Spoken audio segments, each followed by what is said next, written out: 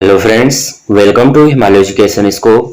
Friends, आज हम यहाँ पे अध्ययन करेंगे करंट अफेयर्स का। आज है 27 अक्टूबर और 27 अक्टूबर और 26 अक्टूबर के जो भी इंपॉर्टेंट क्वेश्चन है ये दोनों डेज के क्वेश्चन में यहाँ पे लेके आ रखा हूँ। और फ्रेंड्स, वीडियो के अंत में जो है क्वेश्चन मैंने लिया है इसका आंसर आपको जो है कमेंट में देना है। आज का पहला क्वेश्चन है फ्रेंड्स, विश्व दृश्य श्रव्य विरासत दिवस world day for audio visual heritage कब मनाया जाता है? ये मनाया जाता है फ्रेंड्स 27 अक्टूबर को। तो 27 अक्टूबर को जो है विश्व दृश्य श्रव्य विरासत दिवस world day for audio visual heritage मनाया जाता है। इस दिन मनाने का उद्देश्य मकसद है कि रिकॉर्ड किए गए ध्वनि और दृश्य श्रव्य दस्तावेजों के महत्व और उनके संरक्षण के प्रति जागरूकता बढ़ाना है। इस दिन मनाने का जो शुरुआत की गई थी 2005 में यूनेस्को द्वारा की गई थी। वर्ष 2023 के राष्ट्रीय हसल पुरस्कार से किसे सम्मानित किया गया है? ये किया जाएगा हीराबाई झरेका बघेल को। तो छत्तीसगढ़ की हैं हीराबाई झरेका, इनको जो है 2023 के लिए राष्ट्रीय हसल पुरस्कार से सम्मानित किया जाएगा। और हीराबाई ढोकरा बेलमेट शिल्प की प्रसिद्ध शिल्पकार हैं। वे सारगढ़ बिलाईगढ़ जिले के बैंगनीडीह गांव की रहने वाले हैं। हीराबाई को ये पुरस्कार जो है उनके हस्तशिल्प क्षेत्र में उत्कृष्ट योगदान के लिए दिया गया है। अगला क्वेश्चन है फ्रेंड्स, इंडिया एआई और मेटा ने किस आईआईटी संस्थान में सेंटर फॉर जनरेटिव एआई सृजन स्थापित कर की घोषणा की है? ये की है आईआईटी जोधपुर। तो इंडिया एआई और मेटा ने भारत में open source artificial intelligence AI की उन्नति के लिए अखिल भारतीय तकनीकी शिक्षा परिषद AICTE के सहयोग से जो है जोधपुर में सृजनात्मक एआई सृजन केंद्र की स्थापना के साथ साथ कौशल और क्षमता निर्माण के लिए युवा आई पहल शुरुआत की है। ये आई पहल की शुरुआत की है। और यह जो साझेदारी है स्वदेशी एआई अनुप्रयोग के विकास, एआई में कौशल विकास को आगे बढ़ाना, तकनीकी संप्रभुता सुनिश्चित करना और एआई मिशन में योगदान देने के उद्देश्य से अनुसंधान क्षमताओं को बढ़ावा देने के लिए विशेष रूप से एआई समाधान बनाने की दृष्टि में सक्षम करेगी। नेक्स्ट क्वेश्चन है, वाणिज्य एवं उद्योग मंत्रालय ने भारत में स्टार्टअप क्रांति की शुरुआत किस सॉफ्टवेयर कंपनी के साथ गठबंधन किया है? ये क्या है? HCL software. वाणिज्य मंत्रालय के तहत उद्योग एवं आंतरिक व्यापार संवर्धन विभाग ने शुक्रवार को देश में विनिर्माण स्टार्टअप को समर्थन देने के लिए सॉफ्टवेयर कंपनी के साथ जो है गठजोड़ की घोषणा की है। और ये साझेदारी द्वारा कारपोरेट्स को विनिर्माण स्टार्टअप को बढ़ावा देने के लिए प्रोत्साहित करने के कदम का हिस्सा है। हाल ही में रोहिणी मधुसूदन गोडबोले का निधन हो गया है। वे कौन थी? तो थी एक भौतिक विज्ञानी। तो भारत में विज्ञान के क्षेत्र में महिलाओं के लिए समान अवसरों की वकालत करने वाली प्रमुख आवाजों में से एक भौतिक विज्ञानी रोहिणी गोडबोले का जो है शुक्रवार को निधन हो गया है और वो 71 वर्ष की थी। पद्मश्री से सम्मानित गोडबोले 25 साल से अधिक समय बेंगलुरु स्थित भारतीय विज्ञान संस्थान में उच्च ऊर्जा भौतिकी केंद्र से जुड़ी रही। जर्मन बिजनेस के 18वें एशिया प्रशांत सम्मेलन का आयोजन कहाँ किया गया है? ये किया गया है नई दिल्ली में।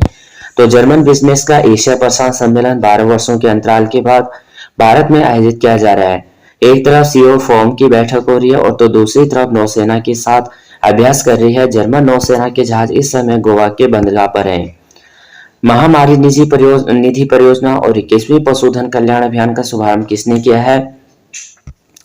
ये किया है राजीव रंजन। तो राजीव रंजन सिंह 21वीं पशु गणना की शुरुआत हो गई है और नई दिल्ली में केंद्रीय मत्स्य पशुपालन और डेयरी मंत्री राजीव रंजन सिंह इसकी शुरुआत की है।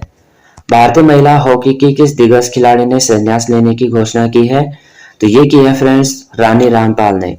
तो भारत के हैं पूर्व हॉकी कप्तानी रानी रामपाल ने जो है गुरुवार को खिलाड़ी के तौर पर संन्यास की घोषणा की है और इस तरह से उनके 16 साल के करियर का अंत हो गया है, जिससे उन्हें यकीनन अब तक की सबसे महान महिला खिलाड़ी के तौर पर स्थापित किया गया था।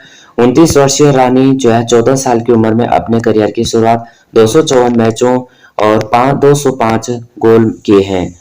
केंद्र सरकार ने प्रधानमंत्री मुद्रा ऋण योजना के अंतर्गत ऋण सीमा को 10 लाख रुपए से बढ़ाकर कितना कर दिया है? ये कर दिया फ्रेंड्स 20 लाख रुपए। तो सरकार ने इस योजना में मिल रहे लोन लिमिट को बढ़ा दिया है। जहां पहले बिजनेस शुरू करने के लिए सरकार 10 लाख रुपए तक का लोन देती थी, अब इसे बढ़ाकर जो है 20 लाख कर दिया गया है। वित्त मंत्रालय मिनिस्ट्री ऑफ फाइनेंस ने अपने बयान में मुद्रा योजना पीएम मुद्रा योजना को आगे बढ़ाने का उद्देश्य यह फैसला लिया है। यहाँ पे रिवीजन हम कर लेते हैं। हर साल जो है दुनिया भर में विश्व विरासत दिवस मनाया जाता है।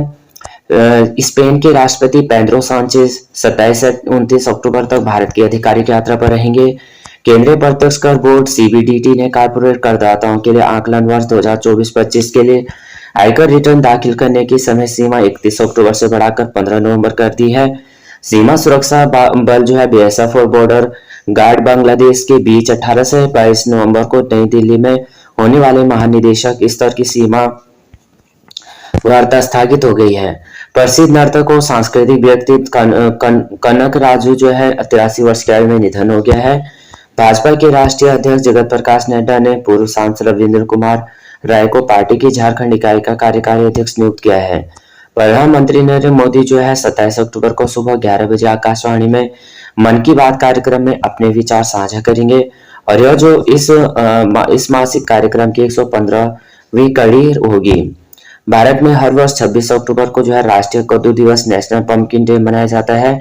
मलेशिया में सुल्तान जोहर कप की हॉकी टूर्नामेंट का फाइनल मैच 26 अक्टूबर को ऑस्ट्रेलिया और ग्रेट ब्रिटेन के बीच खेला जाएगा। छत्तीसगढ़ की हीराबाई झरेका बघेल को हस्तशिल्प क्षेत्र में उनके उत्कृष्ट योगदान के लिए 2023 राष्ट्रीय हस्तशिल्प पुरस्कार के लिए चयनित किया गया है। यह पुरस्कार हस्तशिल्प वस्त्र मंत्रालय भारत सरकार की ओर से दिया जाता है। केंद्रीय प्रदूषण नियंत्रण बोर्ड ने जो है नई दिल्ली में वायु गुणवत्ता स्तर को खराब श्रेणी में रखा है और 26 अक्टूबर को सुबह 7 बजे दिल्ली में वायु गुणवत्ता सूचकांक 232 दर्ज किया गया है। प्रधानमंत्री नरेंद्र मोदी जो है अक्टूबर यहाँ पे जो है प्रख्यात भौतिक विज्ञानी रोहिणी मधुसूदन गोडबोले जो है 71 वर्ष की आयु में इनका निधन हो गया है। हाल ही में इंडिया ईआई और मेटा ने जोधपुर के भारतीय प्रौद्योगिकी संस्थान आईआईटी में सेंटर फॉर जनरेटिव स्थापित करने की घोषणा की है। यूरोपीय निवेश बैंक ने बेंगलुरु उपनगरीय रेलवे को 2800 करोड़ रुपए ऋण देने का घोषणा की है।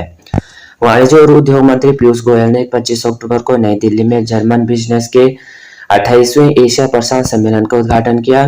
प्रवासी परिचय 2024 में 13 प्रतिभाशाली भारतीय महिला कलाकार सऊदी अरब की राजधानी रियाद स्थित भारतीय दूतावास में अपनी मातृभूमि समृद्ध विरासत का प्रदर्शन करेंगे। हाल ही में जो है उत्तर प्रदेश में वाराणसी की एक अदालत ने ज्ञानवापी के पूरे परिसर का भारतीय पुरातत्व सर्वेक्षण से अतिरिक्त सर्वेक्षण कराए जाने की याचिका खारिज कर दी है। वाणिज्य एवं उद्योग मंत्रालय ने भारत में स्टार्टअप क्रांति की शुरुआत के लिए HCL सॉफ्टवेयर के साथ गठबंधन किया है। आज के प्रश्न है फ्रेंड्स, महामारी निधि परियोजना और 21वीं पशुधन गणना अभियान का शुभारंभ किसने किया है? इसका आंसर आपको जो है कमेंट में देना है। फ्रेंड्स, ये वीडियो आपको थोड़ा भी हेल्पफुल लगती है तो प्लीज वीडियो को लाइक शेयर और सब्सक्राइब कर देना, बेल आइकन को प्रेस करना। जय हिंद, जय भारत।